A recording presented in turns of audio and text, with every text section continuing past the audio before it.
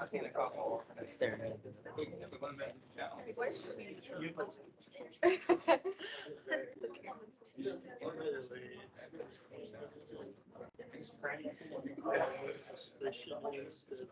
infinitely zoom. Use a flash.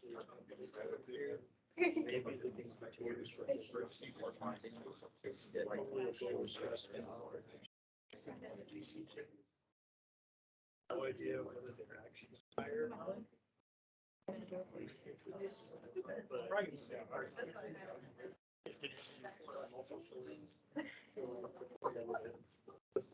They started reaching out to them.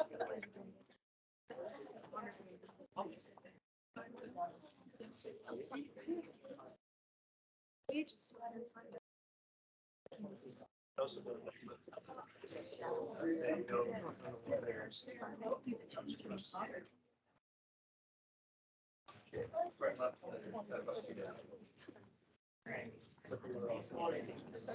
Yeah. one of their like. All right, it is 3:30. We're going to go ahead and get started. Thank you, everybody, for coming. This is probably the biggest crowd that we've had for one of these colloquia, so thank you, everybody. In case any of my students didn't know, there's a sign-up sheet in the back, so you can all get your promised extra credit. Today, we are joined by Eliot Vrijmoet. He is a PhD candidate at Georgia State University. He got his undergraduate in physics from Reed College, his master's in physics at Georgia State University, and is slated to defend his PhD in June of this year. He's also a member of the Research Consortium on Nearby Stars, or RECONS, and the Small to Moderate Aperture Research Telescope System, or SMARTS, graduate fellow. So, ladies and gentlemen, please help me welcome Eliot Vrijmoet.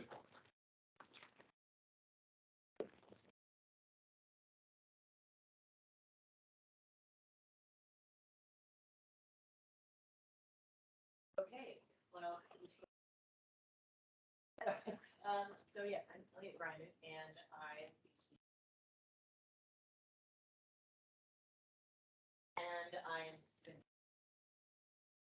so what I'm going to be discussing today is the work I've been doing for my PhD. And because it's my PhD thesis, none of it would be happening if there were a bunch of other people supporting me and keeping me on the straight and narrow, reading all the stuff. And so number one of those is Todd Henry, thesis advisor, but also Wei-Shan Zhao and Andre Trevor-Beaman, and Jen Winters and Serge Dietrich and Eliot Vrijmoet. So I think we're going to be talking today about binary stars, but I want to start out by sort of zooming out so we get some context about where this fits into the bigger picture of stars in general.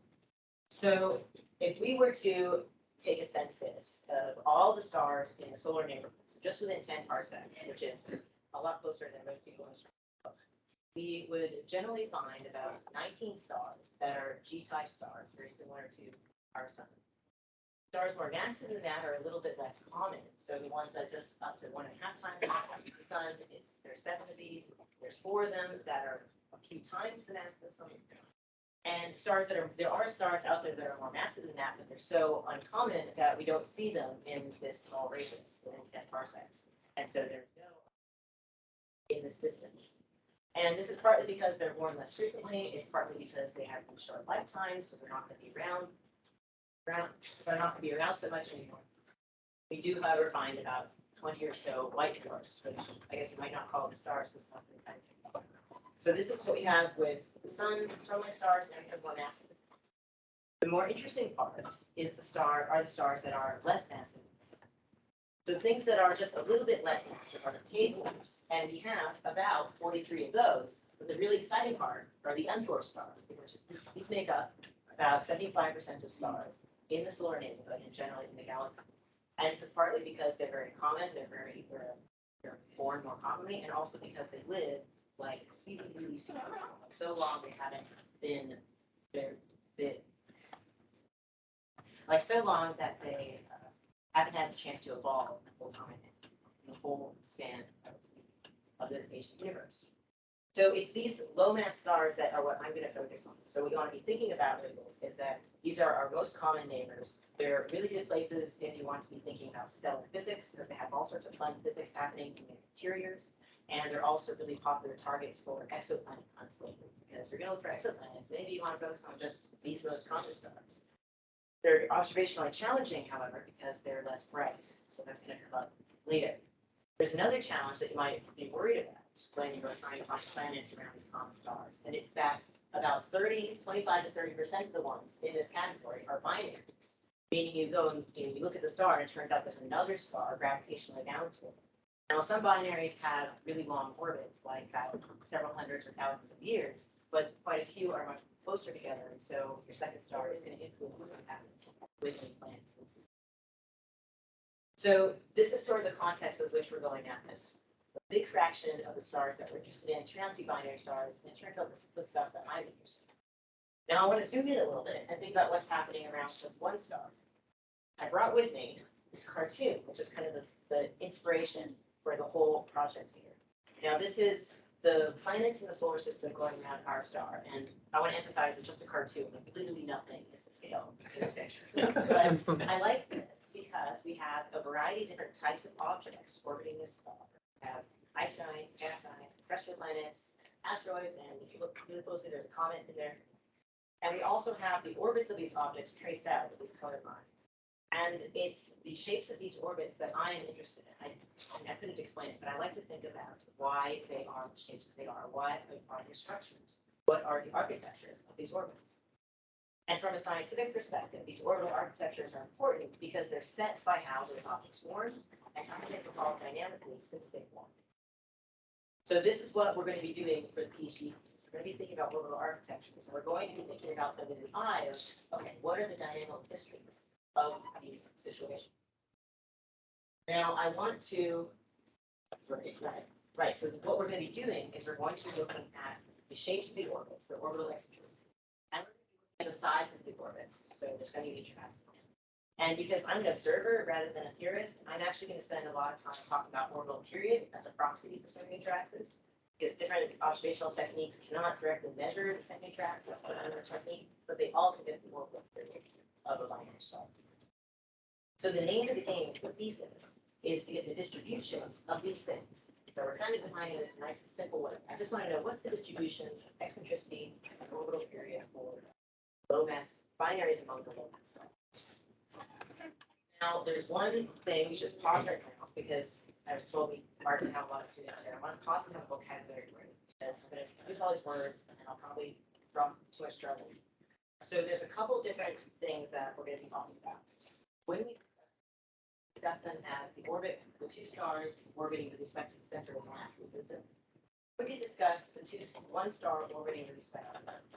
Now, the characterization of both these orbits, like if I were to tell you the eccentricity is and the orbital period and all the different angles of inclination, those are the same. The only thing that's different here is the distance time is the semi-major axis of the different orbits. The semi-major axis between the left and the right, and there's a mathematical translation. So sometimes we're going to talk about one of these scenarios, sometimes another one, same scenario. The other thing we should keep in mind is that generally we refer to these stars with the more massive one being the primary and the less massive one being the secondary star. Or sometimes I'll probably say star 1 and star 2. But the important part here is that in the field of binary stars, always the primary star is more massive than the secondary star. And that generally means the primary star is prior to the secondary. So I'll probably say primary and secondary, primary, secondary. Primary is the bigger guy. Secondary is the little guy. All right. So we're looking for the distributions for orbital architecture. Now, I'm not the first person to be thinking about this. I mean, a lot of people are doing, if you go back in literature, a lot of people who study planets today, back then they were looking at binary stars. You'll find a lot of plots like this one, which I borrowed from a paper by Kenny and Mayor in 1991, which is a big famous paper. And what Kenny and Mayor have done is they've gathered a bunch of binaries made up of solar type stars, so stars similar to the sun, primary stars and secondaries. And what they're plotting here is log of the orbital period against the eccentricity for all of their binaries. So you can be thinking about this as a plot of the orbit size versus the orbit shape. And so for our orbit shape axis, our circular orbits are the ones on the bottom, and our really eccentric orbits are the ones on the top. The orbits get a little more fun as you go up. Now, I like this plot because there's a little bit of structure to it. This is the kind of thing I want to be looking to make for my thesis. The most dramatic thing here is that if you there's a line at about a period of 12 days where all the orbits to the left of that are circular, right? All of them are at the very bottom down here. We don't see any eccentric orbits. And this is happening because when two solar type stars get so close together, their period is bulging or less, tidal forces are rather strong between those, and very quickly circularize the orbit, drive it towards circularization. So we like to say that those particular orbits are tidally circularized. If they're a little bit further apart, they still feel tides, but it's a lot less strong, so circulation takes like years. All right, so the other interesting thing about this plot is what's happening in this region. Kenny and Mayor point out that in this particular region, where the period's less than 1,000 days, they find that the orbits have the same eccentricity, whether you're comparing to a star or something a little bit less massive than a star, around 4. And they say this is interesting because this is the only reason that can happen is if the stars and the ground dwarfs formed by the same processes and evolved by the same processes, which is actually, especially 30 years ago, the idea of how ground dwarfs form was really open question. So this is not really a result that holds up over time. I'm going to show you something like a minute or two that totally contradicts this. But I like it because it's a really nice example of taking this pretty basic plot, just periods next to and drawing some conclusion about how these systems formed and evolved just based on that plot. This was updated in 2010 on this thesis also at Georgia State. And the updated one, it basically just has more dots on it, and now it's got triples and quadruples about it. But the basic structure of the plot has remained the same, so, but now we have much more robust result because we have more points. The important thing, though, that's revealed when we have these more points is this region right here. You notice we don't have very many orbits that are circular with periods up to about 30 years or so. And so this is going to come up later down the line. Kind of quick question that I have is why this happens. All right, there's one other result I want to discuss before we move on, and that's the same plot from just a few years ago, for 2017. Again, applied periods of eccentricity, but this time our systems are very low mass systems. So the previous one was a solar type stars, but now all of these have a primary that's 0.1 solar mass or less, 10% mass in the sun. So a lot of these actually have groundwork things, right? The stellar. And it's a lot more difficult observationally to get data on these really, really tiny low mass things. So we don't have so many points on here, but what we do see is that at these long local periods, a greater fraction of the points are in the bottom half of the plot. So a greater fraction of the points circular. So this is in contrast to what we saw before the solar type systems, right? Where at the very long periods there was like nothing in that area. So now we're seeing a difference between the stars that might have round-up companions and the stars that are more massive. My question then, for there's a big space in mass regime between solar type systems and very low mass systems. And this is where my favorite most common star is, the M4 stars. So what would it look like if we made the same plot for the M4s? And in particular, I want to know where is the line between the distribution on the left, the distribution on the right, which types of M dwarfs have dynamical histories more similar to the solar type stars, and which have dynamical histories more similar to the very low mass systems. So what we're going to be doing then, is we're asking what are the orbital architectures of these companions. What I want to look for is get orbits of stars orbiting M4 stars, or maybe ground dwarfs orbiting stars, and plot their orbital period against eccentricity. And then in a perfect world, I would like to have so many orbits that I can divide up the sample and look at the bigger M dwarfs versus the less massive M dwarfs and see, okay, do I see a difference between these distributions? So this is where we're headed with thesis. And we're ready to go step 1. So the first thing we need to do is we need to get a whole bunch of orbits of luminous stars. And in order to do that, we need to set up some samples to observe as the telescopes. So I brought with me today a Hertzsprung Russell dot from my observer's perspective. And so these are all stars. Each dot is a star within 100 parsecs from the Gaia catalog. And so what you should be thinking is on the x-axis, we have color from the Gaia catalog. This means our hot stars on the left, our cool stars on the right. And on the y-axis, we have absolute magnitude as proxy for luminosity, so bright things are on top, and intrinsically faint things on the bottom. Now, most stars, for most of their lifetime, will have one particular relationship between their temperature and their luminosity. So they mostly follow this big main sequence down the orbit. At a certain point, some stars will run out of hydrogen in a core, do all sorts of interesting things and have a different relationship, and that's this group that we see up here that we call evolving stars. And then at a very late point, when all the outer layers have blown off, we'll be left with some remnants of the white on this little cloud here. Now my stars, my M dwarfs, back in a second. Now I'm going to start by cutting this box to things only within 25, because, and I'm doing this because I'm going to be taking a lot of observations, and I want to focus on only the things that I'll be able to get orbits for most precisely. I need like a million stars. I need a healthy number. Now my M dwarfs are the ones in the lower right-hand corner of this box, and I want to emphasize that this is the M dwarfs. They span from 60% mass of the sun all the way to the end of the main sequence at about 8% mass.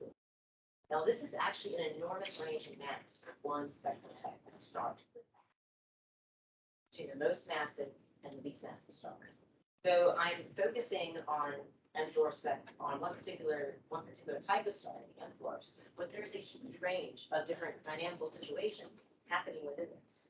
So this is basically the fundamental sample. I'm hoping to get a bunch of binary stars out of these and a bunch of orbits from those. So as I do that, I want to hope that my stars are all evenly represent this entire sequence. I want to have a lot of stars on the left side of the plot, a lot of stars in the middle, and from me. The fact that it's a really wide range also means we need to take a multi-method approach, because no one type of observing method is going to be able to detect, it's going to be able to observe all the different stars. So let's say this is my blank period versus eccentricity plot that I want to fill out. I'm going to fill most of this statistical space with systems from our astronomy program that our research group recons that has been running for the past 23 years. Children. I'm going to get into this in more detail later, but the targets of this program that are going to contribute orbits are distributed like this on our HR diagram. I've drawn some extra little lines here to indicate different mass limits at factors of 2, so you get kind of a sense of how well we're scored. Now, the astrometry technique itself is actually not very good at very bright stars, so notice we're a little bit skewed towards, we don't really have many things up in that 0.6 mass line, but it's okay. We have more observing programs that stay today. In the meantime, and we'll get into this in more detail later, but we have at least 75 systems on this program that should be able to contribute orbits to the process. So the only thing I want to point out is that in this case, we're looking at the primary star difference. All right, so the astrometry program is really great because it's been running for a long time. So we get really long orbits. Very good at this far left side of the plot. So a big gap. Not, and this is partly because the way we observe. Now to supplement this, I started another observing program using spectral interferometry. Also, this happening down in Chile. And the spectral interferometry program is going to be able to get orbits down to about a year or two. And the targets are a little bit brighter, so it's a little helping us out with our target problem, their distribution.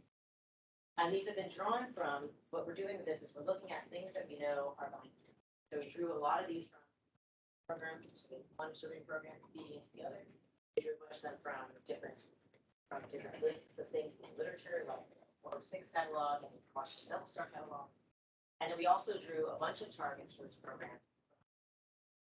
And at this point, especially, we started this in 2018, and at that point, Gaia didn't have any details about which stars in that big catalog were binaries or singles. So I didn't know, okay, which things in there are binary stars. But there were quite a few systems that had some evidence that they were not single stars because it looked like the data were kind of bad. There's no reason for those data to be bad unless the star has an extra motion that the satellite is not taking. So I drew a whole bunch of things from the Gaia catalog that I didn't know were binaries, but I'm like, let's put them on the program anyway, see if we can see a companion star, because otherwise we couldn't think of any other explanation of that. So if you're interested in how that worked, there was a paper about 2 years ago now that went into that in detail. And in this particular case, what we do with this technique is seeing the secondary star over the front. So it's a little bit different than the other one, but still get orbits out. We have 2 different observing programs. We still have kind of a gap at the really short period orbits. Now, I'm a little bit worried about this gap because I can't think of any more observing that's going to be able to cover the systems that I need, and it's a whole bunch of data already. It's kind of too much for one PhD thesis, but it turns out that other people have been publishing things in the literature covering this area. So orbits from other techniques using high resolution imaging and other types of astrometry and other spectroscopy and radial velocities, those 80% of the orbits you find in the literature periods less than 6 years. So that's a huge leap. That's awesome because that's the kind of orbits that other programs are not producing. So between these three sources, we have our main sequence pretty well covered. Pretty probably going to get enough orbits for the business, if even at half of the span. Huge leap. All right. So we have our different programs. We're going to take some data. Now we need to actually take them. I'm going to talk a little bit about the two different programs we're doing for observing. And I'm doing this because it can add some context to the final results because they're both there. So we have two main observing programs. The first being the astrometry program at the Ceratwell 49-meter telescope down in Chile, which is what we're seeing in this picture here. So this is the telescope. Is in this big house inside this dome, and we've got a little mountains of Chile in the background. Really beautiful. Now, this is an astrometry program, and this word comes up a whole bunch of times. Astrometry basically just means we're measuring positions. So I measured where was the star today, where is the star tomorrow, where is the star the day after that. I watched the star's position over time, and it seems to be moving in a weird way. I might be able to infer the presence of that, be able to infer that it's going to star instead. So with the astrometry program, what we do, right, and in this particular case, I mentioned this earlier, but we're measuring the position of the target star with respect to the center of mass. Sorry, orbit of the target star with respect to the center of mass. So they're pretty much all unresolved. Now, this program's been running since 1999, so it's a lot older than my tenure in grad school. And what we've been doing is we've been taking astrometry since then and also VRI photometry. So we're actually tracking how the star's brightness is changing at the same time, which is someone else's entire PhD thesis concurrently. And like physically is we take 4 to 6 observing runs per year physically down the telescope. So I just did this. I got back last week actually. And we have about 700 targets on a giant observing list. What you do when you go to the telescope is you look at every single target that goes above the horizon that you can during those 2 weeks that you're sitting.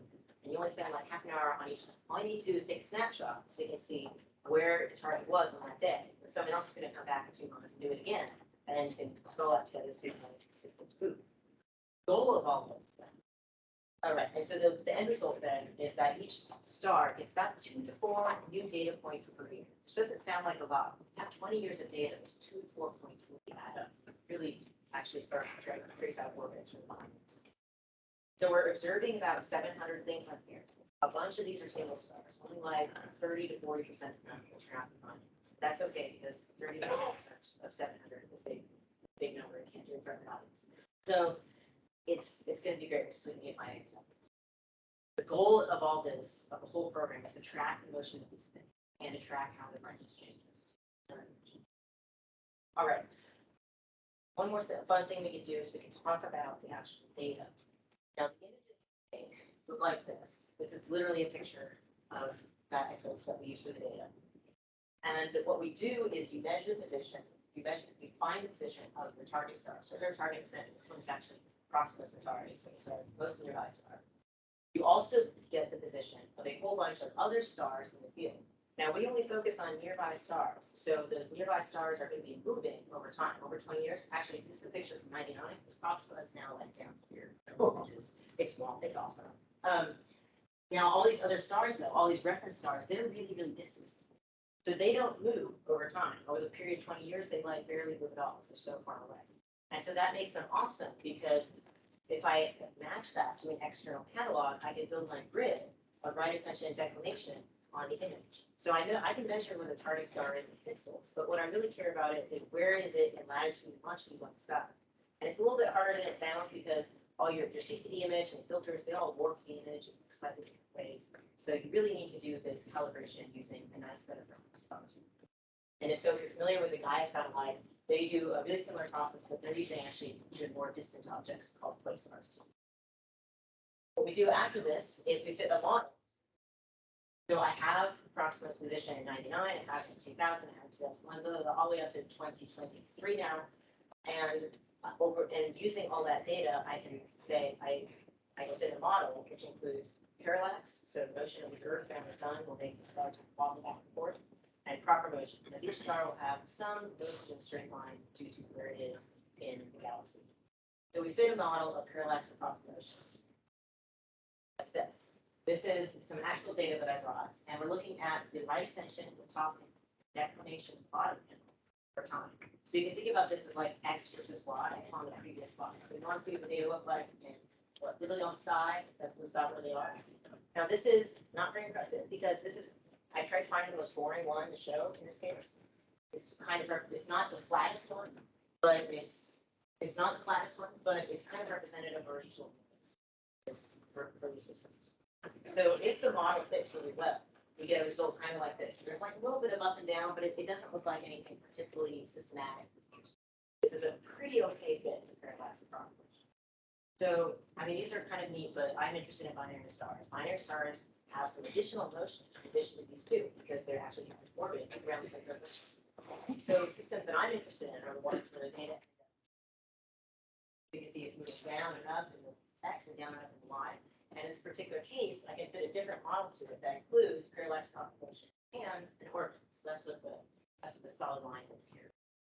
So these are my friends. These are the ones that get to go into the thesis. We're observing like 700 stars. A fraction of them will have clear orbital motion. A fraction of those will have enough orbital motion to fit with models and activities. So you need a lot of stars, right? But that's what's going on. The astronomy, right? And so this is what the sky looks like on the sky. Now we need to get together. We're going a little fast. All right. So that is everything we're doing that we long-term astronomy. Now, 2 to 4 data points per year is still not great for your really short period things like over like 2 years. It's not very many points to trace out. So with that in mind, I started the Speckle Interferometry program, which is happening at the SOAR telescope, which is also down in Chile. Now, the picture we're looking at, someone took this picture from an airplane on it as he flew down. I think he was flying into Chile. So looking at the Chilean Andes. I brought this because you can see this if you stay up, if you're able to stay awake during the flight. You can see Saratoga Observatory has a little bump on the mountain. Now the SOAR telescope, which is the one where this next observing program happens, is on the mountaintop really next door. This one. So you're on the so when I'm at the astronomy program, I can actually look over and see the SOAR telescope. Gemini South is on the same mountaintop, so it's a little bit more popular telescope, and now the Rubin is the one. I think so. Yeah, okay. Rubin telescope is actually on the same mountaintop. It would be just offering. So these right next door. This is great because we can access the same targets using this technique. Now the speckle technique. Here's a nice picture. I know it's a little bit bigger instruments. It's a 4-meter telescope instead of a 0.9-meter telescope. The speckle program has been running for about 4 years now, and I got to write a proposal to extend it to my postdoc years.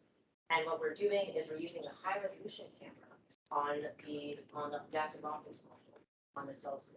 So what's happening is we're taking really up close images of each target. And it's kind of a fun, right? And when you're taking those images, what we're looking for is actually the presence of the second star around the first one. We do that several times over the course of a year. You can see how that second star moves and fit in order to that motion. The method is actually pretty wild because you take images with extremely short exposure, like 23 milliseconds exposure times, 400 images per minute. And by doing that, you get images that are really diffraction, meaning that when you do this Fourier analysis of results, you don't need to, it's getting rid of the effect of the atmosphere. The final effectiveness is we have a resolution about 1 astronomical unit for target 25 parsecs away. So remember, 25 parsecs is the farthest distance that I care about as a nearby star person. So for our most nearby, or for our most distant stars in the sample, the resolution is as good as the Earth going around the sun, which is pretty great for stellar astronomy. Now, I'm really indebted to Andre Tokovian, who's the instrument scientist for this particular instrument, because he's been taking the data for all these proposals over the years, especially through the pandemic, when it turned out I couldn't learn it. So thank you so much, Andre, for doing this. Goal of the whole program was to resolve the pairs, so see star 2 and star 1, everything on the program, and take images of them several times throughout the year so that we can actually map performance. Now the speckle program, all right, the data from this, I'm really lucky that Andre's taking the data because it comes to me like this, just a big table of here's all the things I looked at, here's whether I saw a companion, here's where the companion was. And then what I do is I use some Python and I plot those points. And at a certain point, I look at it like it's starting to look kind of like the one that I can see the shape of it. When it gets to that point, then I can fit a model to that and get something that I can actually put in the thesis. So this is a great program because like everything on the program is turning out, not everything, I'll say this in a second, but many of these things in the program are turning out to something that's actually going into the final project. Most of them you can see the companion and the ocean. So this is the slide I had before with the difference with where we got the different data. What we've been doing about a year ago or 2 years ago, we took a census after the first year and a half of the program. We observed everything that we planned to, almost everything we planned to, basically more than 300 targets. Turned out to have a companion that we can see, which, I mean, I thought at first it's not a whole lot, but it turns out for astronomy proposals, 62% is a great rate of return. So, yeah. So 62% of them, we saw a companion, and not quite 62% of those, they're moving fast enough that they're actually mapping and forming.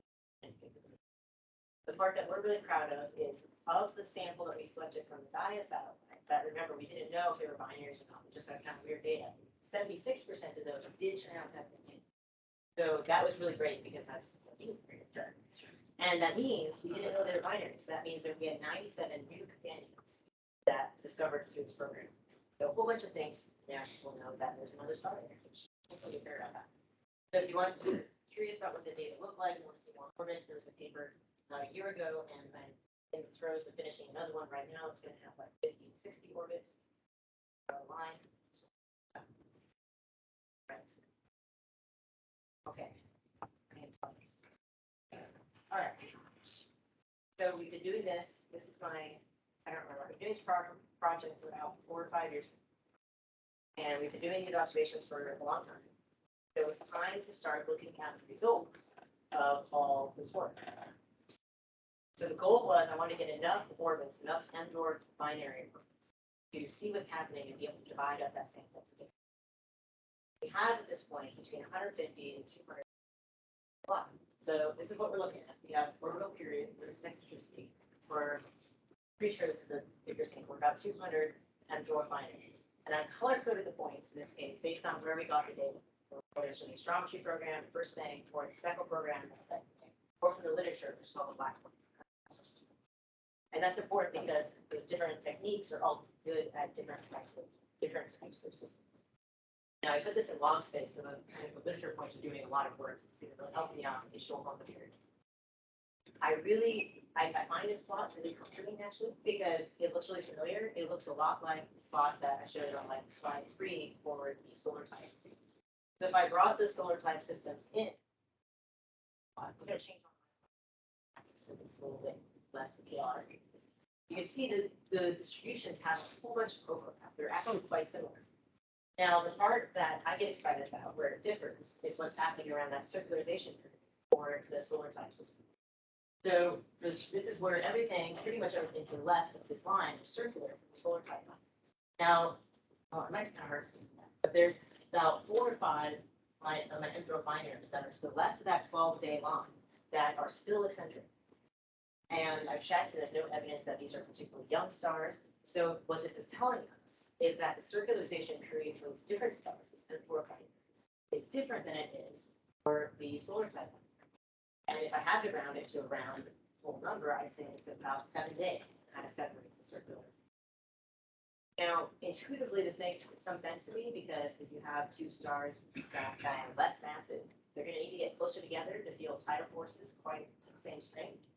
It does turn out that calculating the tidal circularization period is way more complicated than that. And it depends on like your internal structure and the size of the stars and all sorts of things. It's extra fun for dwarfs. So I don't have the line on the spot, but I think that's important to point out because this is a nice observational touchstone for the people who are trying to model all the things that go into determining tidal circulation, which does depend a lot on the internal structures of stars. So, all right, we have different tidal circumcision period for examples than we do for solar type stars. That's one big difference between the stars based on the map. If I take this plot and I put it in linear space for orbital period, we can get a better sense of what's happening at the long periods. And I want to point out the thing that's sticking out to me right now. This is the same area that I highlighted for the solar type stars, like slide 3. It's like watch this spot. So here we are again. We have 3 dots in this little wedge shape. So all right, at the long orbital periods, the M dwarf binaries sometimes have circular orbits, but much less frequently.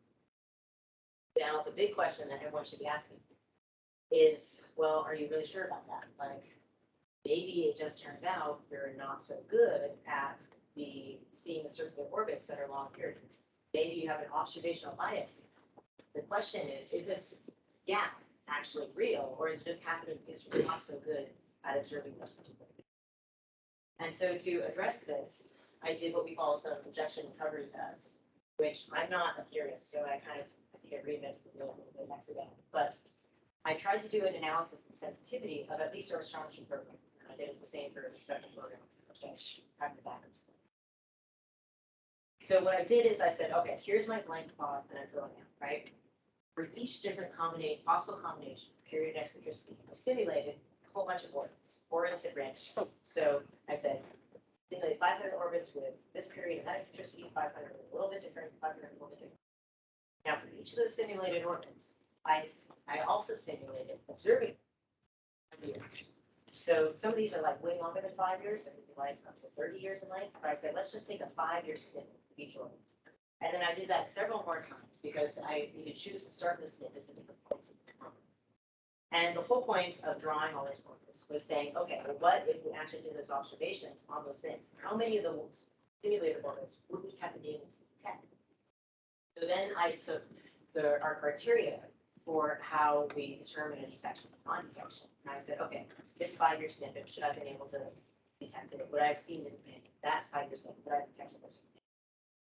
And then I said, all right, now I know what fraction of each of these different combinations of orbits I should have been able to detect with this particular program. Results look like this. Now, what you should be thinking as you look at this is the yellow is good and the dark color is bad. So the yellow is the stuff that we should be able to detect like all of these. And then as you get to these darker colors, we're less and less good at that. So what we see here is that for orbital periods less than 15 years long, the astrometry program should be good at observing, should be able to detect it, regardless of the shape of the orbit. Let's show yellow from the bottom all the way to the top. The parts that we're less great at is the right-hand corner. So if your orbit is very long and very eccentric, we are much less able to detect it. Most of the time, we will not be less observing. And the reasons for that are they're really specific to the astrometry technique. So if you're curious about it, we can talk about it afterwards. I'm happy to talk about that. The part that makes me excited though is what's happening in the lower right hand part where you remember we had a gap in the data. It turns out we're actually not so bad at detecting the orbits that are long period and circular. It turns out these are not so hard for us to see in the astrometry. We're not perfect, but we're about 70% off. 70% is a lot. So what this tells us is that our gap might be real. So our data up here again. What this tells us is in this region where we're not seeing things, we should generally be able to see things. And this is going to differ a little bit depending on the combination. I do this several times for every different combination, possible primary and secondary mass. But the main result stays the same, that we should still be okay at seeing those before. So the fact that we don't see things with that orbits that look like that is telling us that they are not occurring. Maybe they're not forming, maybe they form but they don't survive. Something is happening, but they're definitely not there. So that is very exciting. That's really fun. So the other thing that I could do is I started thinking about what's the big picture here. I have my solar type binaries, I have the very low mass binaries here too, and now I have these M dwarf binaries. How I wanted to know where's the line between all those distributions. So can I start drawing that line within my distribution? So with that, I went ahead and color coded all the points in my sample based on the mass of the primary star. And I'm using the colors and their magnitudes to estimate mass, so I just put them in these really big bins. The dark ones are more massive than yours. As we go to a lighter color, it's the least massive. And what we see then, in that lower right-hand corner, the only, our, guys that are hanging out in the wedge here, it's only the very low mass systems. It's only our lighter colored dots. This is telling us that there's some difference between those lighter colored dots and darker colored dots. Or rather, it's telling us that there's some difference between how lighter colored ones form and the darker colored ones. So we're a step closer to determining where's the line. It's somewhere in the numbers. And the other question that we need to worry about is why that occurs. Yes, why that occurs. Why is it that only the very low mass systems would end up in orbits like this? And if you're a more massive system, you would not have that. What's like the fundamental physics happening? Now, the logical thing to do in this case, you're sitting here like, why does this result happen? Is you look to what the theorists are doing. Say, okay, theorists, what are some models that I can compare to and see which model does my data match? And so that was my first idea, but it turned out to be rather challenging. Because it turns out that modeling how binary stars form and evolve is kind of like a big soup of physics. Like, it's not like one particular equation, let's turn this knob and that knob. We have a whole bunch of different factors going in there, like radiative processes, systems, need to worry about the magnetic fields and what kind of field expected. And you cannot turn just one knob and leave all the rest aside. They each influence each other in these really complicated ways. So the part that was really disappointing was there's no like one strong signature of any one of these factors in an orbit. I can't just look at an orbit and say, oh, this orbit is under the influence of magnetic fields. Turns out it's not quite that straightforward. And so modeling these things is complicated. The other part that makes it hard to compare to points is just the fact of computation. So to demonstrate this is a plot from someone who models giant clusters of stars. And he's looking at the binary stars that resulted from that star cluster of stars one. And what he's plotting is a semi-major axis called the binary axis. It's how many are, not how many were formed. And each different line corresponds to a different scenario, different composition. The important part here about this particular plot is this line, this dotted line right here. This is the simulation, or sorry, the resolution of this person's simulation. And you might say to yourself, so this means that anything to the left of that line is too small for him to be modeled correctly. That's just because computers don't look at just as powerful. It's actually like state of the art. Now, you might say, well, that's fine. It's at like 0.8 astronomical units. That's pretty tiny. That's pretty good, right? But it turns out, I'm looking at small stars. This line corresponds to a period of about half a year for the very low mass, for the low mass. And if we think about the plots that we're making, half a year is literally half the plots in log space. So like all this interesting stuff about what's happening around the tidal circulation is literally not being able to be modeled by people who are modeling how stars binaries form. And this is not because, it's not exactly so much because it's so hard, it's just because computers were less good a few years ago, they didn't most computers. That probably in 10 or 20 years, this issue will be gone and I will be super happy. So, can't really compare to the models because we're not like getting we're not creating something we can directly compare to kids. The next thing we can do then, I still want to know why we see results do, is we can think about, let's just like think about the fundamentals. So we need to think, how did stars form? How did they evolve? How might they be evolving? What goes in? Now, a lot of models do suggest that in binary forms, depending on like how it forms, which particular method is forming, separated very wide, like more than 10 AU separated, often out to hundreds of AU, depending on if it's like forming through gravitational fragmentation, turbulent fragmentation. So it's going to be separated by really wide. Now, everything we're looking at on this plot is not separated that wide. Everything on this plot is separated by less than 10 astronomical units. And for the less massive ones, it's even like half. And this is pretty impressive. We're going down to 30-year orbital periods, where we characterize them really well. But still, we're not probing a huge range of semi-major axis compared to where these things start out. So what you should be thinking then is that in order to go from really wide distances to what we're doing now, we have to have migrated. Everything on those plots, if these models are correct, have to have migrated to be where I'm seeing today. So that means that what you should be thinking, right? What you should be thinking is this migration has to be happening completely early on in the star, in the binary line.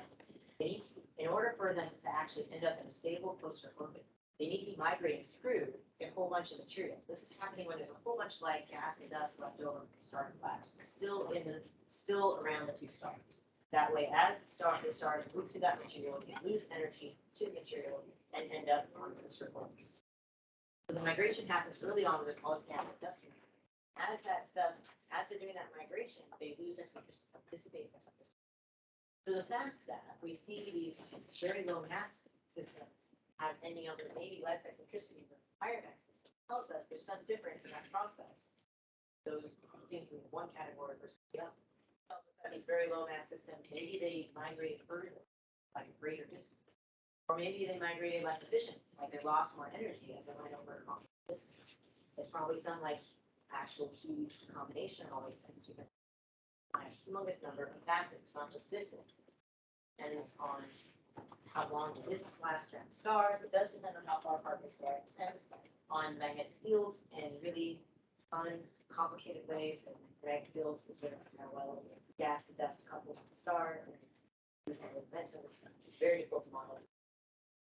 This in particular on the masses of stars. And also on whether stars are stars or brown holes. Changes how much light they're bringing, which changes the material use. So there's all these different factors that we cannot fully probe with the plot that we have right now. And hopefully down the line, this will hold another PhD thesis that gets into this in a little bit more detail. I'll take a whole lot of spectrum things. So I want to get back to the main question then of the thesis. And what are the orbital architectures of planets? At least today, what are they looking like today? Now, I'll argue that it probably depends on the primary star. Now, if we think back to the plots we've seen, especially the plots at the beginning and the plots at the end, the solar type stars, which are M dwarfs, which are very low mass systems. I hope I'm pretty convinced that there is some difference depending on the mass difference. Why that is really complicated, but we do see a different distribution. Each of these different plots, we do see a different distribution in the one plot. So yeah, I want you to remember it depends on the primary star. The other thing that I'd like to argue it depends on is the secondary star. Whether your secondary is a more massive companion or more massive companion but not more massive than primary. Less massive, whether it's a star or a brown dwarf, this might form differently. I think we have some tentative evidence that it depends on that, only because the companions for our very low mass ones are necessarily different than companions for our primary stars. So think about your star that's 0.1 solar mass. If your companion could be 0.1 solar mass, it could be 0.09, 0.08. Once it hits 0.07, 06, 05, that's now a brown dwarf star. So we have it, and that's not going to be the case. Sorry, not brown dwarf star, a brown dwarf. That's not going to be the case for a more massive one. A massive primary has a whole bunch of possible stars, not brown dwarfs. So you have a different distribution of possible companions. Very low mass, the very low mass versus the more massive than dwarf. And so the fact that we're seeing a different distribution, different bins suggests, yeah, there's probably some dependence. So these are the takeaways I want you to remember today. What it would be cool if we thought about for the rest of the week is how none of this would be possible if we didn't have such a wide range of different stellar masses, different kinds of stars within the M dwarf category available. And if we didn't have such a wide range of possible orbits actually plotted, if we didn't have orbits that are a few years long, a couple decades long.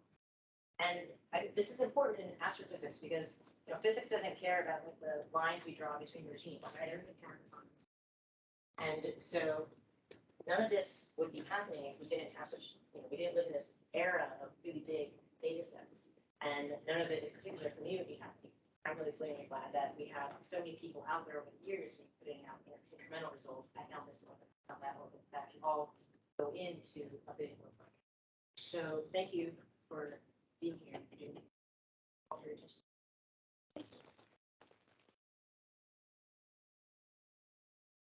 Does anyone have any questions for Eliot? Yeah, I understand. Yeah, back up you slide.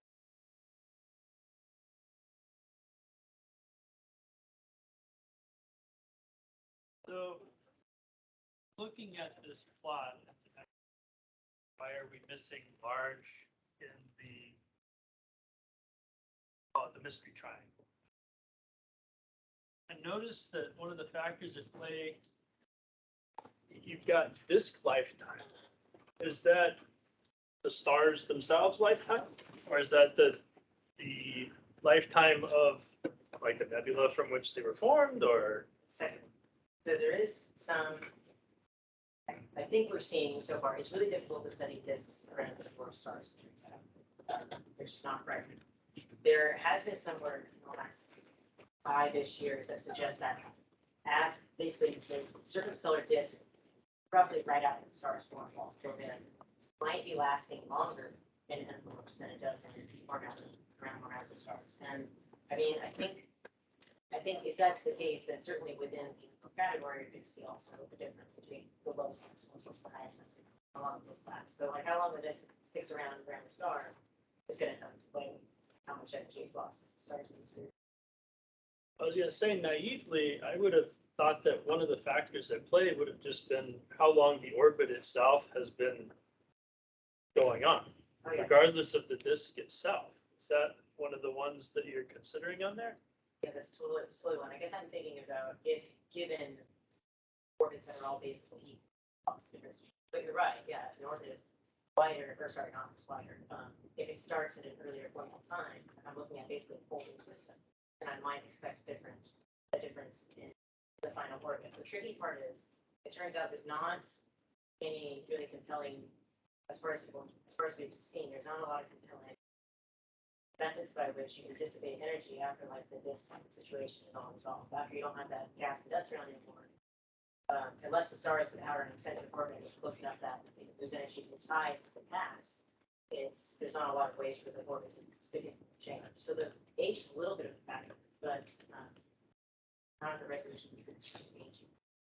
I bring it up because I recall from your introductory slide that you mentioned that the size of the stars maybe is tied to how old they are, or vice versa, that we expect smaller stars to have been older stars. Am I remembering that correctly?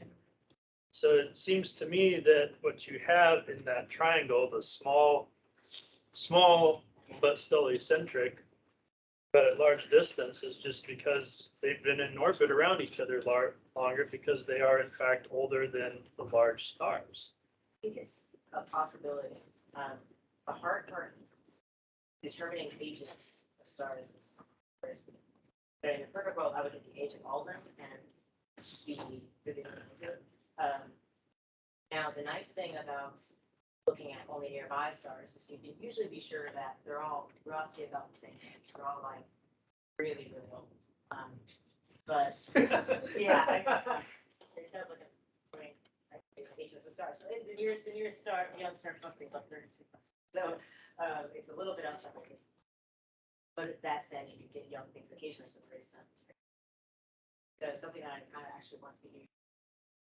Sometime between now and just finish, just do some sort of check for, do I see any evidence that some of these might be a little bit younger than the other?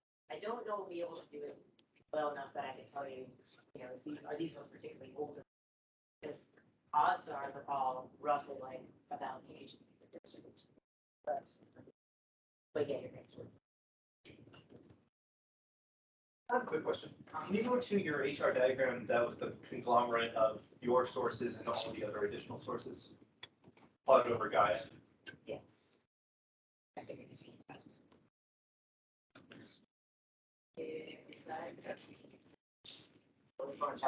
Yes, yeah, right here. Real quick, raise your hand if you're in my Stars and Galaxies class. Okay, fine. I recognize you guys. So he has color plotted on the x-axis of his HR diagram. What else could you plot on the x-axis? Spectral types? Spectral types. And what's the mnemonic device? Old bald astronomy faculty give killer midterms. So, thank you very much. My question is, what in the world is going on with the points that form a line beneath the main sequence? Okay, this is an excellent question. So there's a little problem with using, these particular methods from Gaia. Gaia satellite, especially the Gaia satellite, is not very good at determining parallaxes and magnitudes of really, really famous things. Like suddenly the results are really, really uncertain. And so a bunch of these, distance is wrong, so it should be in a different place on the chart diagram. Some of these should be shifted over. It does turn out though, you do see this kind of turnover a little bit with some other passes. So there should be a little bit of a turnover, but the vast majority of these are like, they're in kind of fake positions. They really, the data aren't also good. And I thought about using a different, if you can avoid that if you use, say, different band passes here on the x-axis. I thought about that, but it didn't make such a good plot, so this one that brings it this one. And do you guys use your parallaxes from CTIO for the distances, or did you use the guidance? These Out of are curiosity. almost all right. Okay. So some of these and the colors, the real big issue is that the magnitudes create the colors are not right. So in a lot of cases, like all these red dots, their parallaxes are just fine. They're observing parallax work, but their color is definitely off, and it should be somewhere else if they're brighter. Yeah, go ahead. So, kind of briefly went over exoplanets. That's something I'm interested in, but the expectation of this research and all that would be to better understand where the stars will be at, and then maybe find exoplanets that way. Is that kind of like an end all? There's so many ways. Like, that is one big one. Like, do I, if I want to look at a particular system and try to see if there's a planet there, or better understanding the planet I know is there, figure out where the second star is, observing close by, far away, get in the way of what I'm trying to do. The other thing that matters is planets in binary systems. This is a really active, great area of research. Planets in binaries as opposed to like single stars. And so if for all the people who are interested in what's happening to these planets in binary stuff, in binary systems, how do they form? They worry about that they form differently on single stars. They have different histories. That's probably to depend a little bit on the orbit of your second star in the system. Is it on an orbit that like leaves the whole situation alone? It's going to like come in and cause a bunch of gravitational issues every once in a while. So knowing exactly not just that there is a second star, but what that star is doing is going to give a whole bunch of insight into the history of any planets in there. Any other questions? That's one quick fun one. In the last slide that you had, when you said that you also care about these smaller companion stars, one of the pictures that you put on there for a smaller companion star was Jupiter, if I'm not mistaken. Why would Jupiter be listed as a small secondary star? Well, because I missed it. I should have said stars quite so straight. Right, but Stars always tell me they're not stars. I care about all of them regardless of whether they're So something I want to do, I really wanted to do this a couple of years ago to do this whole thing also with planets, because we have like 5,000 planets. Right? We have, most of those are pretty well cared for. What does this look like for planets? Well, if you go and you plot those 5,000 planets, it looks totally different because the planet spends a lot of its time hanging out in a disk, that's affecting its orbit quite a bit. And so my plan originally was let's add planets to that as well. I don't have the analysis done, so I'm not sure it's going to make it in by June, but I still like to have it up there because that's the postdoc. That's what we're doing. right. If I was doing the second page. Yeah, if I was doing my second PhD, I would do it with my. So, yeah. All right, well, let's give Eliot one more hand. Thank you. Grab some coffee on the way out. Make sure if you're one of my students and you want that sweet extra credit, that you sign in on that sign-in sheet back there somewhere on that table. Thank you, everybody. I think